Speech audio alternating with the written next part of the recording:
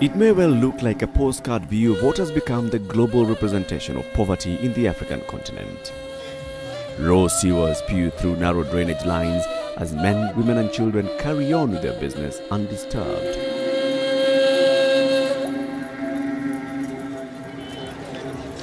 This is Mitumba slum, the first mushrooming informal settlement sandwiched between the plush residential premises of Nairobi's South Sea. An estimated 3,000 people live in these makeshift homes. Kenya, like most countries in sub-Saharan Africa, is witnessing serious population explosion and grave strain on existing socio-economic amenities. With dwindling income fortunes, a majority of city dwellers end up in such settlements where, to say the least, basic amenities such as water, sanitation and infrastructure lack. Despite the odds, a number of residents determined to uplift the socio-economic standards of the slum have formed a self-help group, the Mitumba Trust community-based organization. Since 2006, the African Institute for Health and Development, known with the abbreviations AIHD, has worked with the community by providing technical skills to recycle plastic wrappings and paper bags and access markets. We have partnered with the Mitumba community-based organization and a group in Dandora. We collect strewn around plastic bags that we then turn them into baskets, into beautiful products. And through this, the women have talked about how it has transformed their lives. They have an income. They do not have to go out every morning to look for a job that is not guaranteed. Women collect the plastics from a dump site. The reclaimed material is washed, disinfected and sun-dried before being cut into easy working strips. The aim is to transform trash into treasure.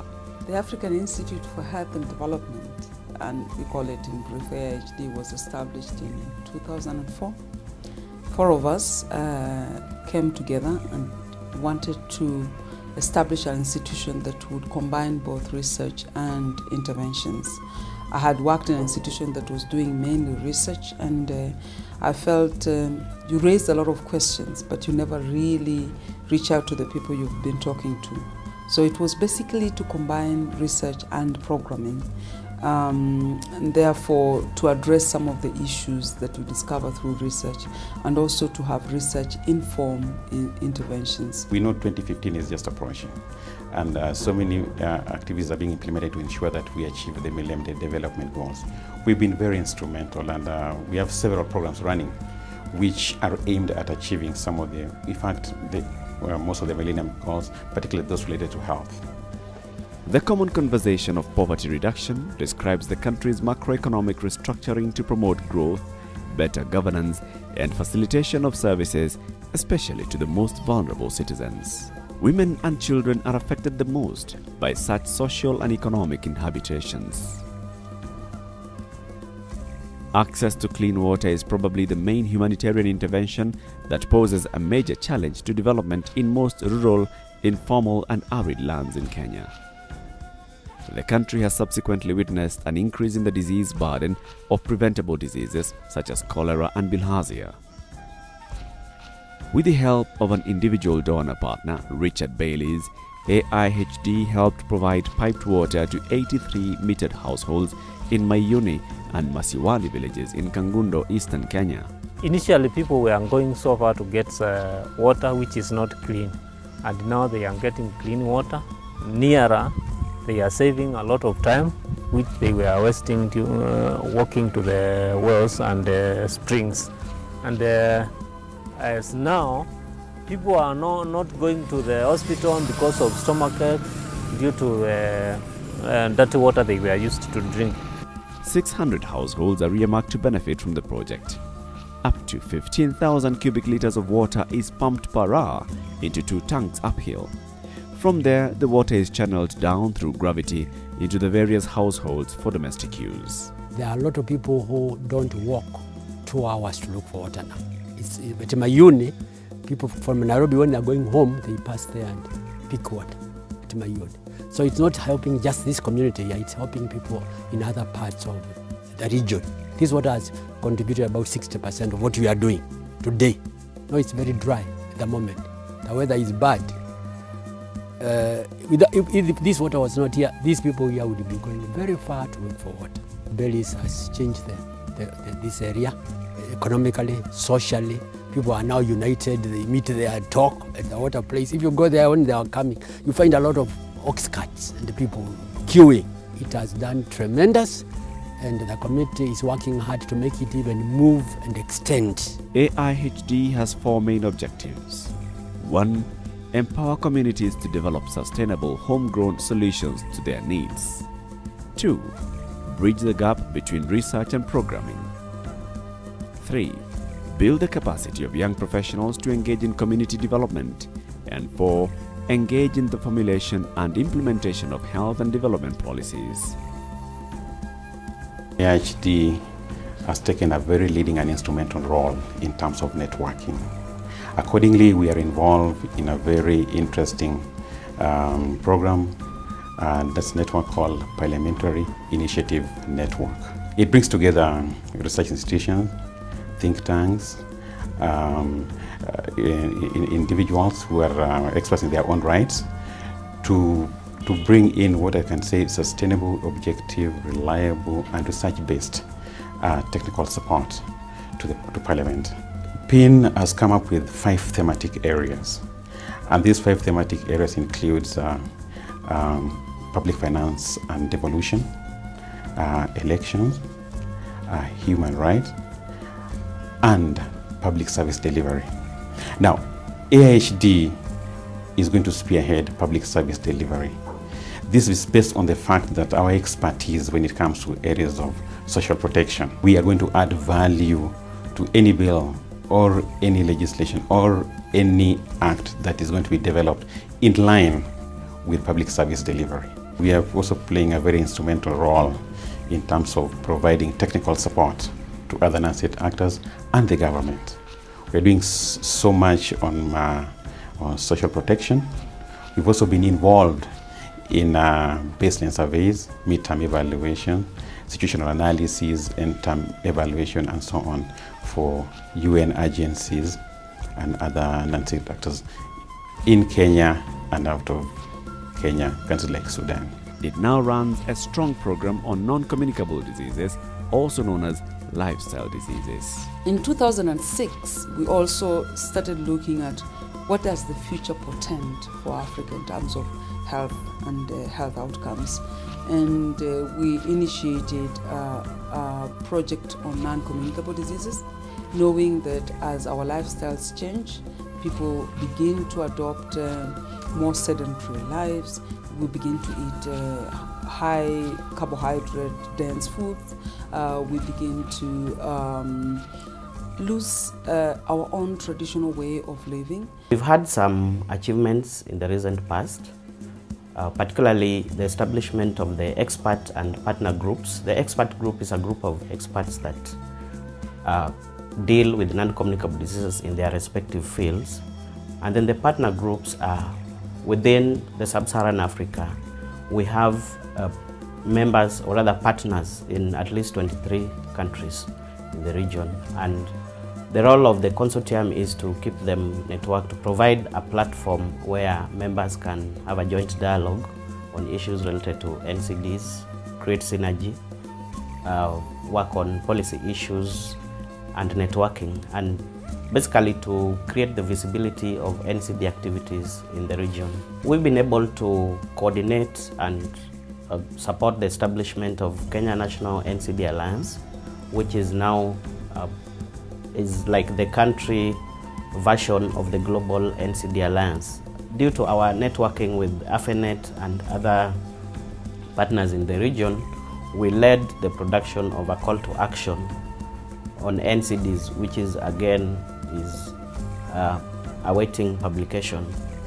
Looking ahead, we still feel that we need to map especially capacity building and training activities in the region, especially related to NCDs, because you look at a disease like diabetes, the courses are a few hours in the universities. We do not have a tertiary or a university that is dedicated to providing that. There's only one in Tanzania. So we need to do a mapping of training activities on NCDs in the region. And again, looking at the NCD actors in the region, we still do not know who does what. We know we have a lot of people doing one or two things, but they are all disorganized. So we want to map them out to know who does what, and then we look at their strengths and gaps, and we believe that will help in the fight against NCDs. The AIHD strategic plan takes its bearing from the understanding of the complexities that intertwine health and development issues in Africa.